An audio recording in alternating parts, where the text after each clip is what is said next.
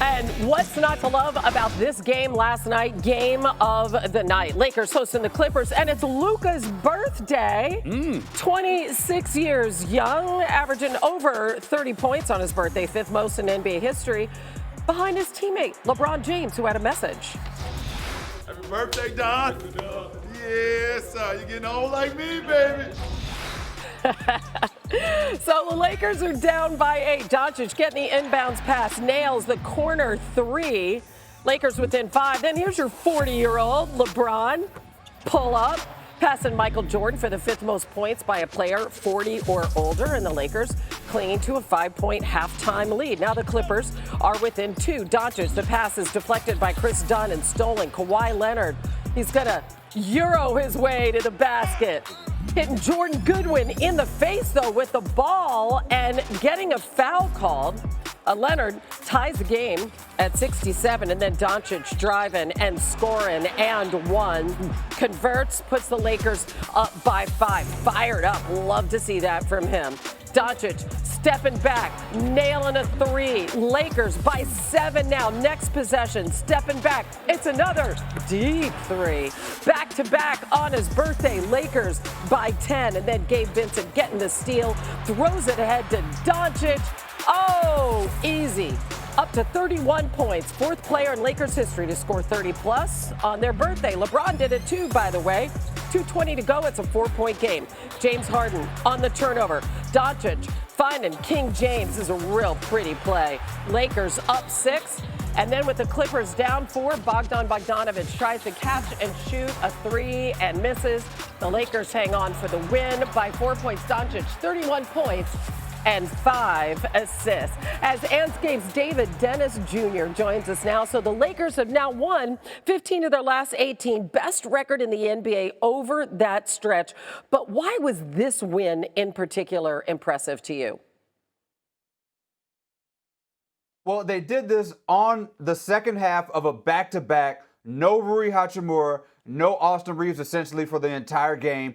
And their defense just continues to hum along. I keep waiting for this defense to get exposed, and I've been waiting all week. Last week, I said they would struggle against Jokic in the paint. They shut him down. Then a few games later, you have Anthony Edwards on the perimeter. How they're going to defend him? They shut him down. And so on this game, even though the Clippers fed Zubac 27 and 16, they still were able to shut that offense down. And they're doing this on the back of, yes, Luka, but on LeBron James, 40-year-old LeBron James, who has raised the level of his defense, and he is beating the brakes off of Father Time right now, averaging 30 points since All-Star Weekend while being a defensive anchor. So now I have to stop asking if this is sustainable and start believing what I'm seeing, which is the Lakers are a lockdown defensive team with 2 of the best 10 players in the league. And when you have that, your sky is the limit in the playoffs. Yeah, because listen, that was the huge concern after the trade and the fact that they were small, that it didn't work out at the center position. But here they are, this defensive strategy. You said it, against the Nuggets, and they've just kept on going. These two teams, by the way, play tomorrow, and LeBron will be looking for his 1,000th career regular season win. Oh. How crazy is that? So we'll look forward to that. Thank you, Ryan. All right, Hannah, how about the Beasts of the East? Big matchup here. Cavs, Celtics, 1-2 in the East. Donovan Mitchell, Jason Tatum getting ready to face off. Early first quarter, Tatum to Derek White for 3. Celtics showing off big time early, up 11-0 to start the game. And then here, Jaylen Brown making Evan Mobley look silly. Nails a 3 right there. Celtics up 17-2 at that point. Now watch this. They're up 22-3. Mobley turns it over. Celtics going the other way. Tatum for 3. Got it. Had 18 in the first quarter. Celtics up 25-3. That 22-point deficit for the Cavs. Their second largest in any game this season. Second quarter. Tatum going at it again. For 3. Got it. They're up 11. So the lead's shrinking, but the Celtics still looking like they're in control. And then Tatum putting the moves on Mobley. I'll say it again. Defensive Player of the Year candidate getting schooled early. Friendly bounce there for Tatum. Had 30 points in the first half. Celtics end the first half up 10. Third quarter. Cavs still trailing, but Donovan Mitchell going to work. Throwing it down with the emphatic dunk. Powerful slam right there. Cavs down 10. Are they going to make this a ball game? Let's see. Mitchell driving, popping, getting it. Cavs down 6. Can you believe they're coming back with the way they were down in the first? And then Mitchell, Cleveland, this is for you. Nailing the 3. Cavs down 3 at the end of the third. They're mounting a comeback. Game tied at 106 in the fourth. Here's Donovan. Got the 3 right there. Cavs up 3. Next Cavs possession. How about Mobley? Put back. Got it. Cleaning up for his boys. 17 points, 12 boards on the night. Cavs up 5. 4 minutes left in the fourth. Here's Jaylen Brown keeping the Celtics in it. Getting a lay-in to go. Celtics down 2. This one went back and forth late. And Jaylen Brown playing the star. Gets a jumper to fall there. Had 37 on the night. Celtics tied up at 114. But the Cavs would not be denied. Donovan Mitchell doing everything he can. Getting the off-balance floater to go. Cavs up 2. And then Mitchell taking it in for the hoop and the harm. Had 41 on the night. First player with 4 30-point games in a season against the Celtics since LeBron in 2009, 2010. Cavs up 5 after the free throw. Then can the Cavs seal the deal? Darius Garland says game over.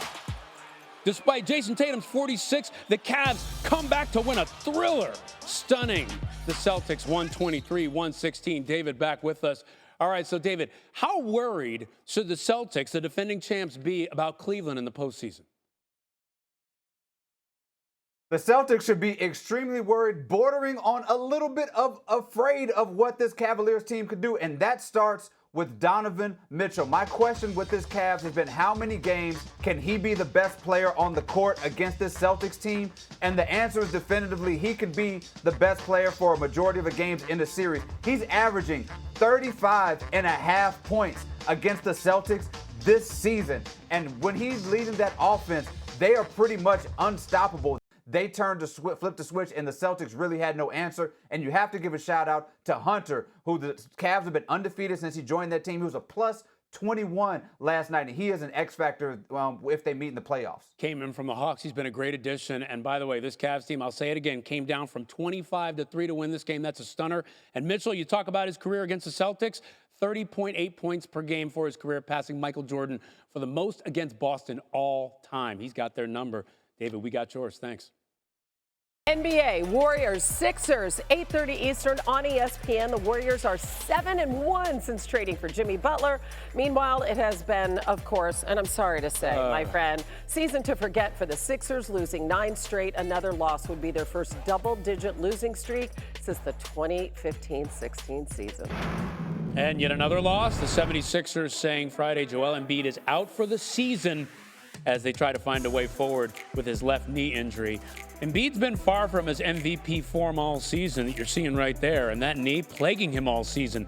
Swelled up following last week's loss to the Nets and hasn't responded well to treatment all season. So tough break for the Sixers. Anscape's David Dennis Jr. back with us. David, give us 76ers fans some hope. People know that I'm a Philly fan. Where in the world does Philly go from here? Well, first you can dry your tears on your Eagles championship T-shirt if that helps. Oh, that's right, so I I can. don't feel too Thank much you for sympathy reminding me. for you over there, Right. Ryan. All right, I'm not gonna pull out a tiny violin for how sad you are as a Philadelphia fan. But as far as the 76ers, where they go from here, they go directly to the draft lottery. I know there's a lot of sadness about Embiid getting shut down for the season, but honestly, this is the smartest move that they've done all season. They were going nowhere. They weren't even winning with Maxey, Paul George, and Embiid on the lineup together. So now you shut Embiid down. You try your best to get that top 6 pick, because otherwise your pick goes to OKC and this is all for naught. Honestly, they should have shut Embiid down a few weeks ago to better their chance in the lottery. But right now, you can still get that draft pick and build with Embiid, or if push comes to shove, you can maybe have a superstar that you can put in that team in Embiid's place in case this thing goes all the way sideways. Yeah, and we'll see if they can keep that pick. They've been hovering around 6th worst in the league for a couple weeks now. We'll see how this all plays out. All right, now they take on the Warriors. That's a team fresh off a 56-point performance from Steph Curry. Hey, tell me this, because I know you were big on the Butler trade early on. A lot of people were, but you were especially like, they got to go get Butler. Does this Curry-Butler combo have you believing in the Warriors out west? Absolutely, 100% the Warriors are contenders out west, because Stephen Curry, your second favorite Davidson alum, reminded everybody earlier this week that this dude can be the best player on a championship team with that performance in Orlando. Jimmy Butler has unlocked something with this team, defensively especially, which was expected. But offensively, the way he gets to the line, the way he helps spread the floor and puts pressure on defenses has allowed Stephen Curry to go out there and be his best self. He's leading the league in scoring since Jimmy Butler got to that team. He's open for three. He's creating his own shots. Butler and Draymond Green are working in synergy offensively. This team is a dangerous team. You do not want to face them. They are right there with the Lakers, with the Thunder as true contenders coming out the West. Yeah, second favorite Davidson alum because you went there with them. I heard that Curry is the second best shooter ever to come out of Davidson behind you. Maybe that's not true, right? All right, so the Warriors have won 7 out of 8. No, they've won 7 out of 8 since getting Butler, former Sixer, by the way. Warriors, Sixers, 8:30 Eastern on ABC and ESPN+. David, thanks. John Morant and the Grizzlies were hosting Jalen Brunson and the Knicks. This was a good one. Okay, so the Grizzlies are up by 2, about 6 minutes to go in this one, and Morant just putting the moves on Cat.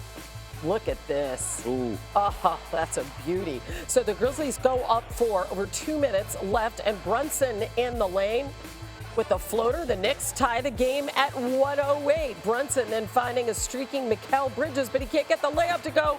Memphis comes up with the loose ball. Keep an eye on the shot clock as Bridges pressures Morant into a violation. Just playing some tremendous defense here, and Bridges running all over the place. He was just exhausted after the play. Meanwhile, Brunson using Josh Hart on the screen knocks down a go-ahead 3. It's a 111-110 ball game. Next Grizz possession. It's Ja attacking Bridges and finishes the layup and 1. And now the Grizzlies are up 2 after the play. Next possession by the Knicks. Brunson driving, kicking to an open OG Anunoby. Oh my goodness, clutch. Knicks by 1. Wow, what a shot when they needed it. Morant then go-ahead layup attempt, and oh, he's not going to get it to fall. Tip-in doesn't either. And it is a huge road win for the Knicks as they go on to win it 114-113. How about Pistons and Nuggets? Pistons put on an 8-game win streak on the line against Nikola Jokic in Denver. And check this out, second quarter, Asar Thompson. Watch this. Behind the back, Euro step, gets it to go. Put everything in that one. That's definitely a top 10. Pistons within 1. And then Cade Cunningham to Tim Hardaway Jr. for the slam. Look at the tomahawk right there. Tim Hardaway Sr. on hand. Approves. He's got skills. Yeah, he's like, my son's good. Pistons down 5 at the half. Third quarter, though, here's Denver. Michael Porter Jr. nails a 3, had 28 on the night. And then later, Jokic to Jamal Murray gets a 3 right there. Nuggets up 19. Pistons have been so good this season, but this was Denver's night clearly. Christian Brown right there. The layup and the foul. He finished with 23. And then Murray kicking to Jokic. The floater game. Money. Nuggets up 23. Pistons down 25. Watch Cade Cunningham here. The steal and the slam. Zeke Naji didn't stand a chance on that poster. Cunningham a season low 11 points. But a nice play right there. Early fourth quarter, more Denver. Watch Murray just get to his spot, calmly get the 3. How are you going to beat them when he's playing like that? It's hard. Let me tell you. We know that from how they were 2 years ago, and they had it rolling right here. Jokic with the bucket, triple-double on the night. Nuggets win 134-119. LeBron and the Lakers won last night, beating the Clippers. King James, 28 points, 13 rebounds, their 12th win in 15 games. Afterwards, he continued to speak on behalf of the players, a day after saying who would want to be the face of the league in light of the negativity from those who cover the game. LeBron spoke passionately about how much he and his colleagues love the game when he spoke with Scott Van Pelt. What matters to me when it comes to my generation and the younger generation that's in our league now is that, I mean, we play it for the love of the game. You know, we're not out here cheating the game. You know, we putting the grind in. We putting the time in.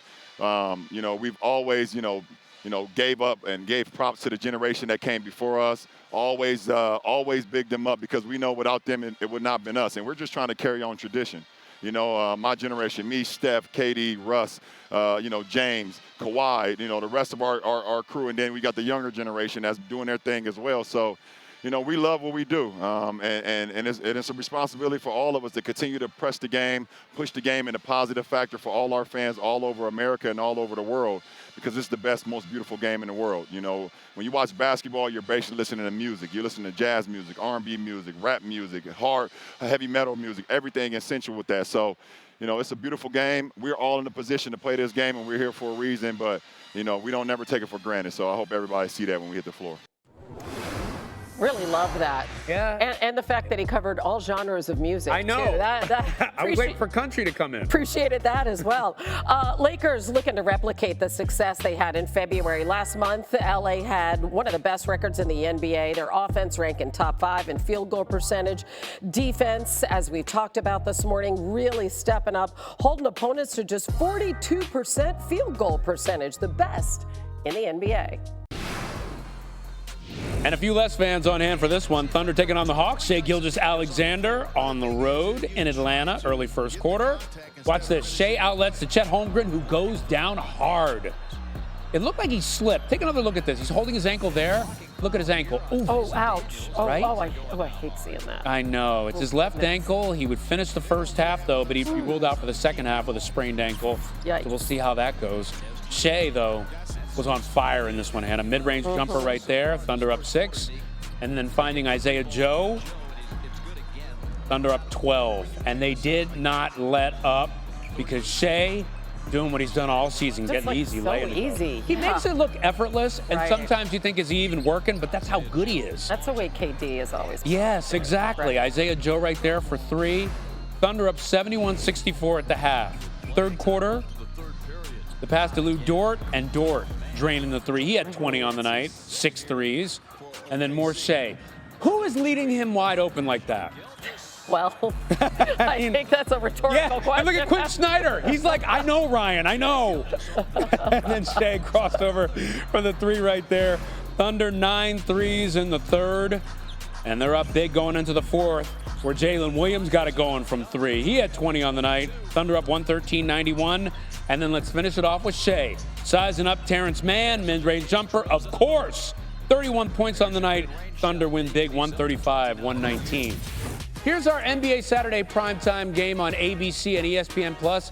You got Steph and Jimmy Butler and the Warriors playing the 76ers. Oh, good luck to your team. Exactly. Ryan, It is the second game of a 5-game East Coast road trip in Philly on this one.